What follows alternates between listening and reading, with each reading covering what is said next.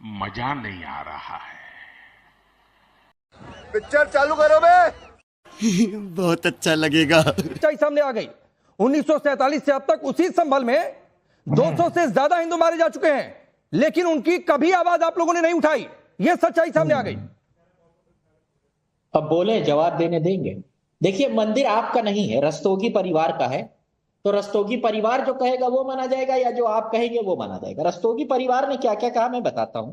उन्होंने कहा 2006 तक हम यहां आते थे, सब चले गए तो हम भी चले गए। मंदिर जैसा वहां था वैसा ही है, जो दीवार उठी थी वो वही लोग उठा के गए थे। अरे झूठ बोल रहा है, ये झूठ बोल रहा है। उन्होंने कहा कि चाबी रस्तोगी जो फैमिली है उसी के पास थी, उनकी बिरादरी के पास थी।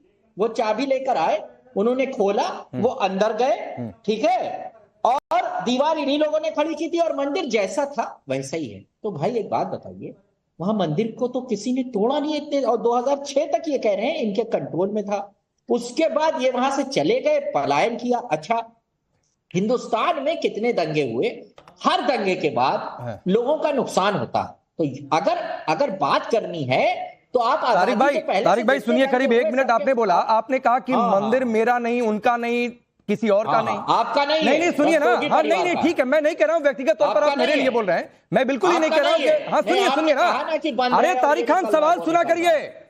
शाही जामा मस्जिद संभल की क्या आपकी पार्टी से बिलोंग करती है, या किसी जितने लोगों ने उस मस्जिद को लेकर आवाज उठाई उससे बिलोंग करती है? नहीं करती है ना। तो उसी तरीके से मतलब मस्जिद के लिए आवाज उठे तो वो ठीक है, अब मंदिर के लिए आवाज उठ गए तो आपको दिक्कत हो गई। अरे देवा, ये गड़बड़ है बाबा। फिर आप देखने लगेंगे कि मंदिर किसकी जमीन पर थी, उस मंदिर की जमीन पर मालिकाना हक किसका है। फिर आप ये नहीं बात करेंगे कि कुएं में मूर्ति कहां से चली गई। फिर आप ये नहीं बात करेंगे कि फिर आप ये नहीं बात बोलिए। आप बेवजह उसमें समाजवादी पार्टी को एक पक्ष बनाना चाहते हैं। नहीं मैं पक्ष नहीं बना रहा हूं। आप लोगों ने सर्वे को लेकर सवाल उठाया ना सर, सर्वे को लेकर आप लोगों ने सवाल उठाया, आपको लगा कि सवाल उठाना चाहिए था, आप लोगों ने बोला। तो मंदिर पर कोई बोल रहा है तो आप ये क्यों देखने चले गए कि मंदिर की जमीन किसके नाम पर है? 2 सवाल पूछिए। 78 में जिसकी सरकार थी, लोग मरे, योगी जी ने गिनाया कि इस ईयर में इतने लोग मरे। तो जिस ईयर में जिसकी सरकार थी उनसे पूछिए, और अभी जो 5 आदमी योगी जी की सरकार में मरे वो भी पूछिए। तो अगर किसी की सरकार में कोई मरता है तो अरे तो तारिक खान, नहीं ठीक है आपकी बात, शिवम उस पर रिप्लाई करेंगे, लेकिन मैं कह रहा हूं कि 5 लोग मरे गए, किसकी गोली से मरे नहीं मरे अभी इन्वेस्टिगेशन में बात सामने आ जाएगी, लेकिन आप उनकी आवाज उठा रहे हैं ना। तो ये 209 हिंदुओं की आवाज क्यों नहीं उठाते हैं? कभी मैंने सुना क्या? और चलिए मैं आपको 30 सेकंड चैलेंज देता हूं तारिक खान। हाँ, चैलेंज तो देने की नहीं चलिए 30 सेकंड आपको चैलेंज देता हूं। अभी मजा आएगा ना भिड़ो। सिर्फ संभल के शिव मंदिर 209 हिंदू मारे गए, अभी तक जो अन्याय हुआ उस पर बोलिए। आपने खा लिया 10 सेकंड, तो आपने खा लिया। आगे से 30 सेकंड देता हूं। 10 साल से क्या झुंझुना बजा रहे थे योगी आदित्यनाथ? आज नौटंकी कर रहे थे लोकसभा, वहां विधानसभा में। 10 साल से कहां थे? इतने लोग मरे, तुमने क्या किया? तुम मुख्यमंत्री हो या कहीं झुंझुना लेने के लिए बैठे हो? सिर्फ हिंदू मुसलमान करके वोट लेने के लिए बैठे हो हिंदुओं का? अरे तो तारिक भाई, अगर योगी आदित्यनाथ आपकी नजर में झुंझुना बजा रहे थे तो उससे पहले अखिलेश यादव क्या कर रहे थे? फिर ये सवाल कोई पूछ देगा। उससे पहले मुलायम सिंह यादव जी क्या कर रहे थे? अरे इंक्रोचमेंट था, चारों ओर से ऊंचे ऊंचे घर हैं, किसी को मंदिर दिखता नहीं था, वो तो बिजली चोरी का अभियान चल रहा था, उसमें पता चल गया सच्चाई। अरे भाई, मंदिर खोजने कोई नहीं गया था। ये बड़ी अच्छी बात कही आप। लेकिन खैर आपने एक बात कही ना शिवम, अगर योगी आदित्यनाथ ने विधानसभा में बोला तो इनको लग रहा है झुंझुना बजाएगा विधानसभा में। सदन के पटल की इतनी मर्यादा इनको समझ में आती है, चाहे लोकसभा और चाहे विधानसभा हो। देखिए, मैं एक ही चीज यहां पर इनको कहना चाहता हूं कि जिस तरह की स्थितियां रही हैं और जिस तरह की चीजें निकल कर आ रही हैं, मतलब वो अभी कल परसों ही मैं कहीं पढ़ रहा था कि यहां खुदा वहां खुदा, जहां नहीं खुदा वहां कल खुदेगा, और खुदेगा तो निकलेगा क्या? मंदिर, मूर्तियां, कुएं, हिंदू धर्म के जितने भी प्रतीक चिन्ह हैं, वो ये देश को मतलब समझ में नहीं आता कि किस तरीके के मुस्लिम तुष्टीकरण में पहुंच गए थे हम, कि वो तो आज ऐसी सरकारें हैं, ऐसा माहौल है, तो देखिए क्या हाल है। 50 सेकंड। वही संभल जिसमें 209 लोगों की आजादी के बाद से आज तक जो है हत्या कर दी गई, उस पर बात करें तो गुनाह, अगर वहां पर मंदिर निकले तो गुनाह, अगर वहां पर कुआं निकले तो गुनाह। एक मौलाना कह रहे थे बैठकर, वो शायद वो सीईओ के बारे में कह रहे थे, उस अनुज चौधरी के बारे में, कि भाई वो वहां पर खुद मंदिर निकाल रहे हैं, वो खुद कुएं निकाल रहे हैं, तो क्या अच्छी बात है भाई।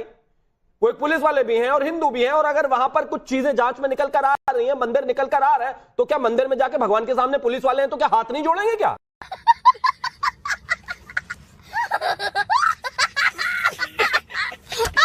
घंटी नहीं बजाएंगे क्या? उसको साफ नहीं करेंगे? हिंदू भी तो है। मैं मानता हूं इस तरह की बेकार की बातों का कोई तर्क नहीं है, और चर्चा इस बात की है कि खोदा क्यों जा रहा है। इस बात की चर्चा तो है ही नहीं कि खोद कर जो निकल रहा है वो वहां दबा कैसे, पहुंचा कैसे।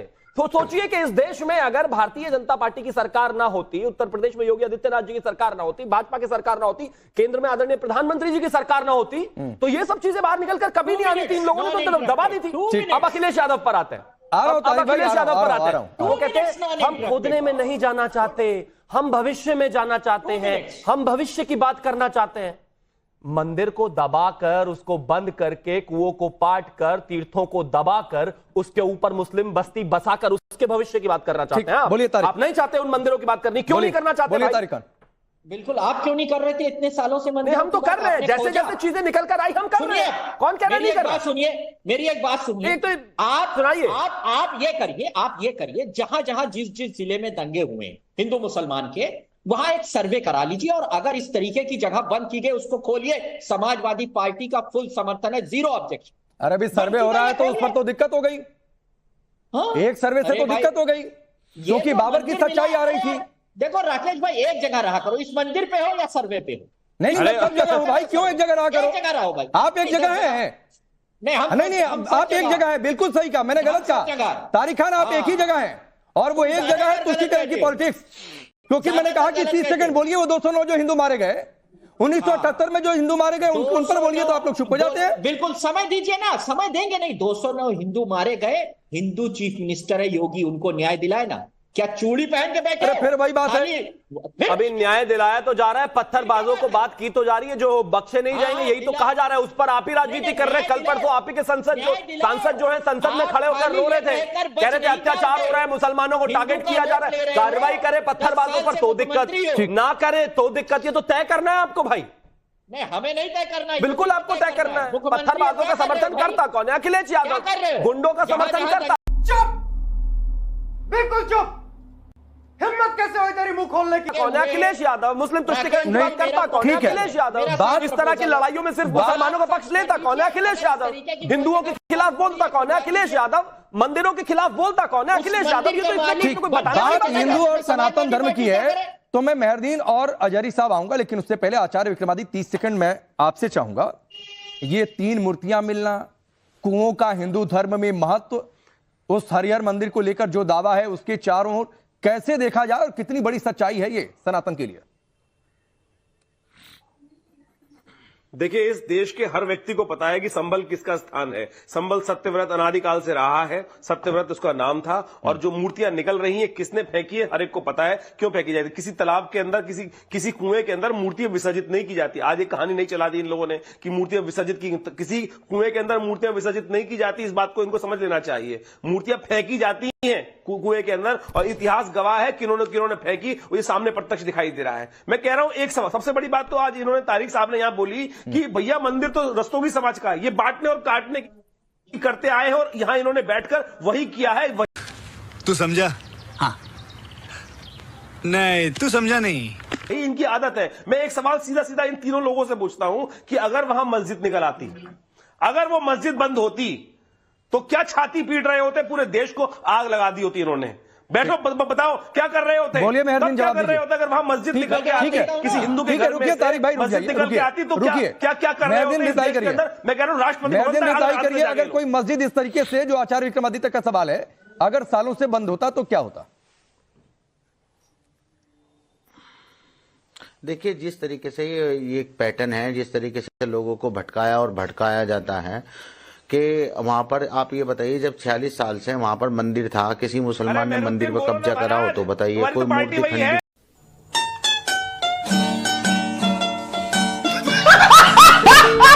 करी हो तो बताइए, अपनी किसी चीज की कोई तरीके।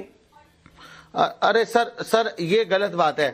ये बिल्कुल गलत बात है राकेश भाई, मैं किसी के बीच में नहीं बोला था, इन्हें ये पता नहीं है मेरा इतिहास कि मैं अगर बोलना शुरू कर दिया तो ये बोल रुकिए रुकिए, आचार्य जी रुक जाइए, इतिहास दिखा रहे हैं मेहरदीन और इतिहास दिखाकर धमकी भी दे रहे हैं, तो एक बार सुन लेते हैं क्या वो धमकी देना चाहते हैं। और एक चीज फैक्ट करेक्ट कर दूं, 46 साल से बंद पड़ा हुआ था मंदिर, खुला नहीं हुआ था, बंद पड़ा हुआ था मंदिर। तो कितना पुराना उसकी कार्बन डेटिंग होगी, ये भी इस पर भी विचार हो रहा है, सुनिए तो अभी वो भी सच आने दीजिए सामने।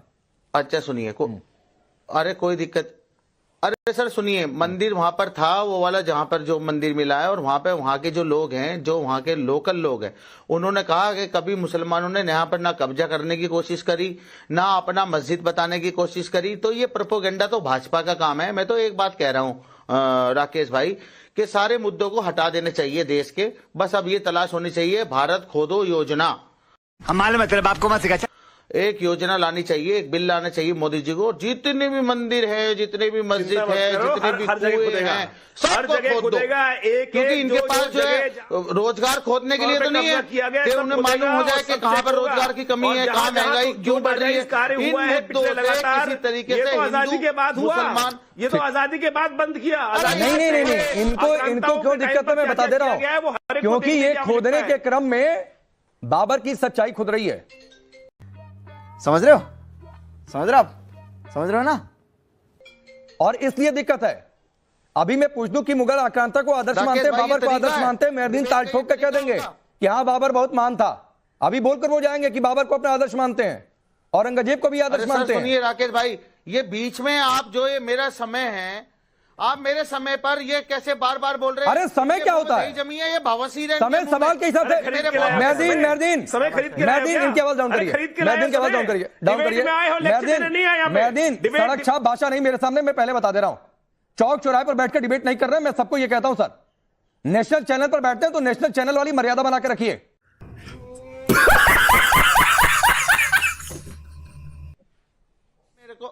एक बात मैं पहले आपको बता दे रहा हूं, वरना मैं यहां पर खुलेआम छोड़ दूंगा, पता नहीं कौन किसको क्या क्या उपमा देगा।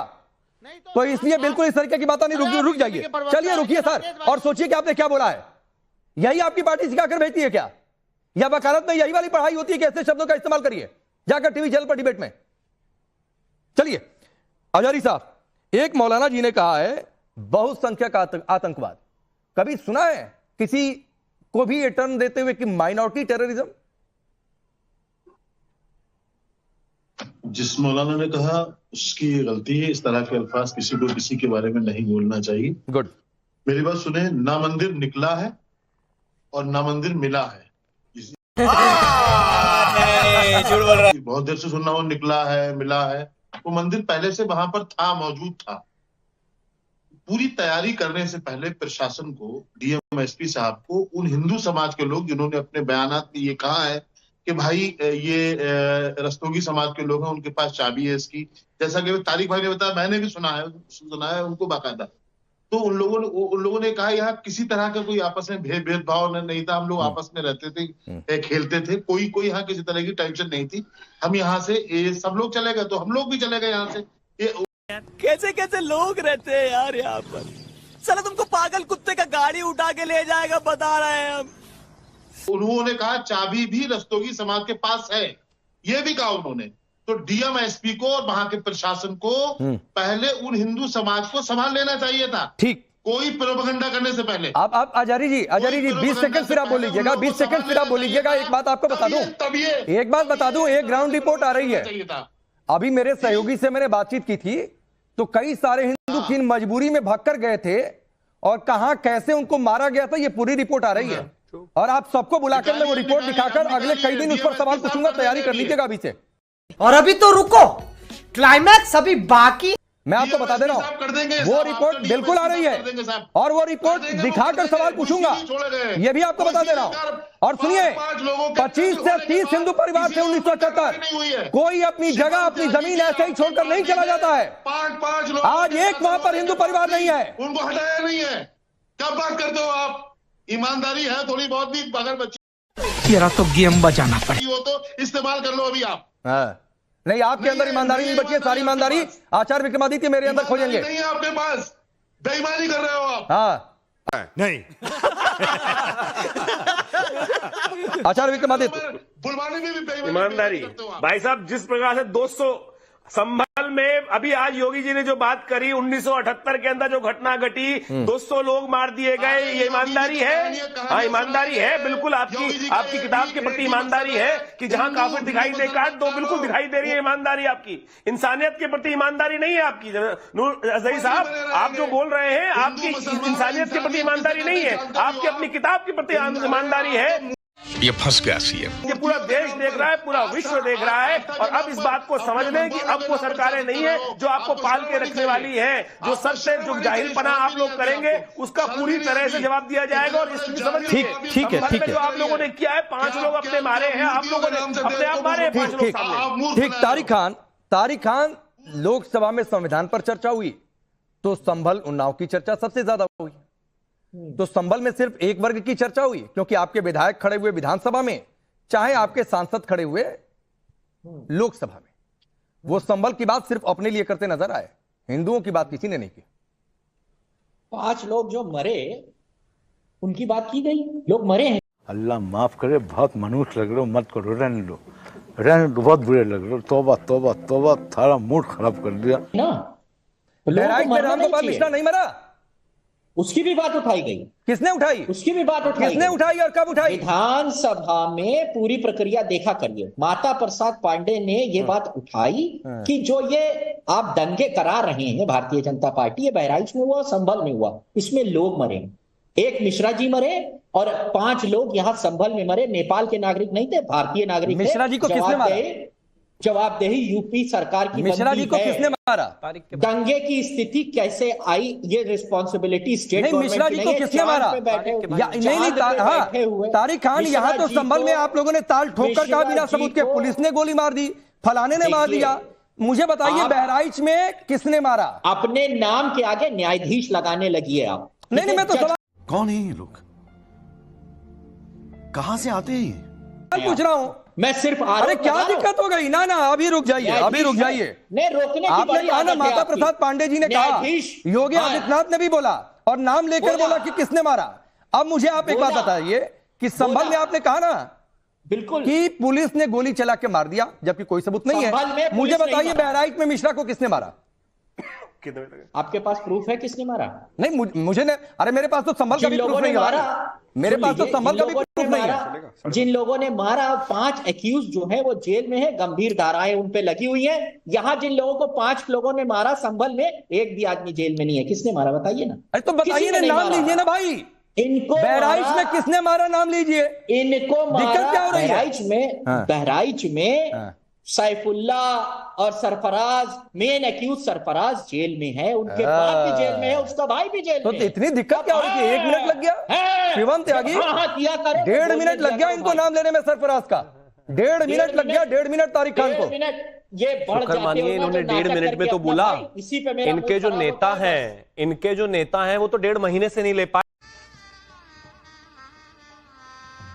गजब बेइज्जती है। संभल के बाद संसद में खड़े होकर भाषण संविधान पर चल रहा था, वो हिंदुस्तान को बता रहे थे कि हिंदुस्तान में मुसलमानों को दूसरे दर्जे का नागरिक बना दिया गया है, उन पर अत्याचार हो रहा है, उनको मारा जा रहा है, उनको पीटा जा रहा है, ऐसा नहीं होना चाहिए।